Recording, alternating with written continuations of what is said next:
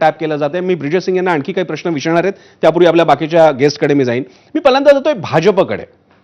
चव्हाण आपल्यासोबत आहेत, अजित चव्हाणांकडे। अजित, इथला माझा एक प्रश्न आहे। पहिला एक प्रश्न तर तुम्हाला मुळात काँग्रेस आणि सगळे विरोधक विचारतायत की पहलगाम मधले जे 4 अतिरेकी होते, काय 5 होते, त्यातल्या एकाला मारला, बाकीचे उरलेले ते कुठे त्यांना पकडता का नाही आलेलं, मुळामध्ये ते आले कसे, तिकडे आपलं संरक्षण का नव्हतं, हे प्रश्न अजूनही बाकी आहेत। हे कमी म्हणून की काय, अशा कुठल्या युट्यूबर सोशल मीडिया लोकांना हँडल केलं जातं? ही मुलगी पाकिस्तानमध्ये सीमेतून तर घुसून गेली नव्हती, पीओकेतून तर गेली नव्हती, विजा वगैरे काढून गेली असणार।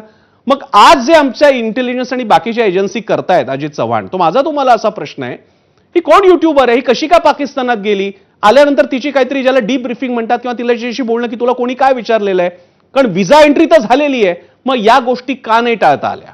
अजित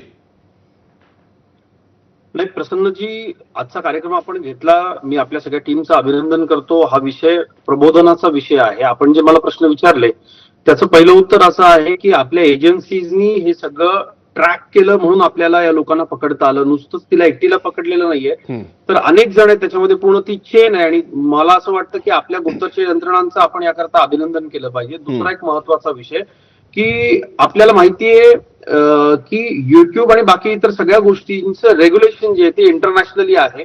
आपण देशामध्ये देशांतर्गत त्यांच्या कंटेंटला किंवा बाकीच्या इतर काही गोष्टींना थांबवू शकत नाही, ते थांबवायलाही नको, कारण आपला देश हा क्रिएटर्सचा देश आहे। अशा काही देशविरोधी लोकांमुळे त्या सगळ्याच लोकांवरती निर्बंध यायला नको। खरं तर एक वेगळं माध्यम आहे। माननीय पंतप्रधानांचंही म्हणणं आहे की आपण ते अधिक डेव्हलप केलं पाहिजे आणि जगामध्ये त्याचं नेतृत्व आपण केलं पाहिजे।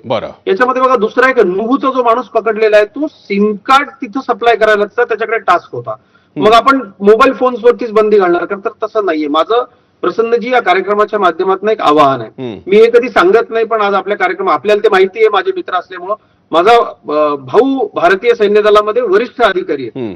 सैन्य दलामधले जे वरिष्ठ अधिकारी, त्यांचे कुटुंबीय हा प्रोटोकॉल पाळतात की आपल्या घरातली व्यक्ती कुठं सध्या ड्युटीवरती आहे, तिथे गेल्यानंतर अजिबात आपण तिथं गेलेलो आहोत, भेट दिलेली आहे, तिथल्या ठिकाणचे फोटो काढून ते सोशल मीडियावरती टाकणे किंवा त्यानं काय काम केलेलं आहे ते सगळं सांगणे, किंवा कुठल्याही सोशल मीडियावरून आपल्या घरातला सदस्य जो सैन्य दलामध्ये आहे किंवा एजन्सीज मध्ये काम करतो, ब्रिजेश सिंग सर या बाबतीत अधिक चांगलं सांगू शकतील, तर ते टाकायचं नाही असं सांगितलं जातं कुटुंबियांना आणि पूर्ण खबरदारी, गुप्तता पाळली जाते। आता तसाच विषय जो आहे हा प्रत्येक क्षेत्राला लागू आहे प्रसन्नजी, मला असं वाटतं। मी सुद्धा पत्रकारितेमध्ये काम केलेलं आहे, आपल्यावरती बंधनं आहेत। आपण अल्पवयीन मुलांचे चेहरे थेट दाखवू शकत नाही, आपण अधिकृतरित्या पत्रकारितेचं शिक्षण घेतलेले लोक आहोत, त्यामुळं बातमीत कंटेंटमध्ये काय प्रसारित करायचं याचं नैतिक बंधन आपल्यावरती, आपण त्याचं कायदेशीर शिक्षण घेतलेलं आहे, आपल्यावरती कायदेशीर त्याचा अंकुश देखील आहे। परंतु या मंडळींवरती असं काहीही नाहीये। दुर्दैवानं युरोपातल्या काही देशांनी असे निर्बंध लादण्याचे प्रयत्न केले, किंवा तसं काही कायदा करता येईल का असा प्रयत्न केला, पण तो सक्सेसफुल झालेला नाही। आणि मला असं वाटतं की याच्यामध्ये आपण आपलं भान जागृत ठेवून अशा पद्धतीनं काही आपल्या हातून होऊ नये याची खबरदारी घेणं।